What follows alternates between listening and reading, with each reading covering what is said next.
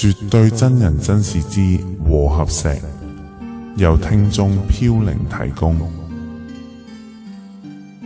80年代，和合石有6-7排1層高嘅政府宿舍，一排有4戶人。三叉路口有間士多，由士多門口嘅斜路行2分鐘就到。和合石宿舍3面都俾墓地包圍住，宿舍嘅浴室、廚房同埋廁所都係公用嘅，亦有啲會私人搭建一個簡陋嘅鐵皮廚房，其中有2排經常曬住10副8副嘅骸骨。由於7年要定期起骨，起骨後會將剩餘嘅肉削走，之後就會擺上屋頂曬乾入塔或者火化。細個嘅時候喺嗰度住過一段日子，長輩喺度幫人寫碑文。喺呢度經常會發生一啲奇怪嘅聲音，例如瞓到半夜，窗外面經常會有人掃地，靜靜咁望出去，聲音停咗，睇唔到有人喺度。瞓返落床，掃地嘅聲音又再次響起。有時半夢半醒嘅時候，會喺耳仔邊聽到有人講嘢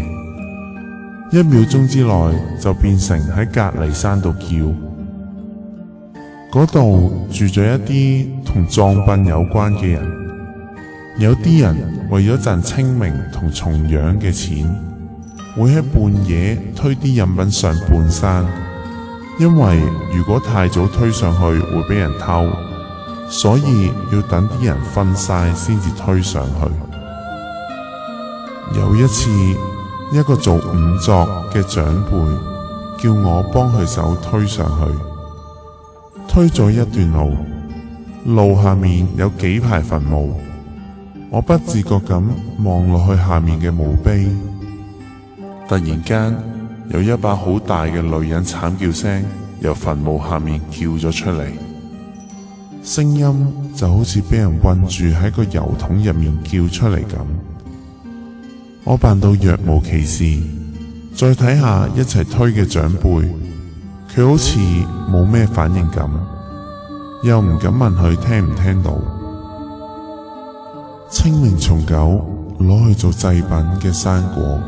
會俾嗰度嘅人攞返屋企食，啲橙就用嚟榨汁。有次被逼飲過一杯，會有一種好奇怪嘅青草味，飲咗之後成身都覺得唔舒服。聽幫人寫碑文嘅長輩講，有一次佢喺嗰度過馬路，明明睇過兩邊都冇車，但當佢過馬路嗰陣，一架客貨車突然衝過嚟，將佢撞飛幾十尺之外。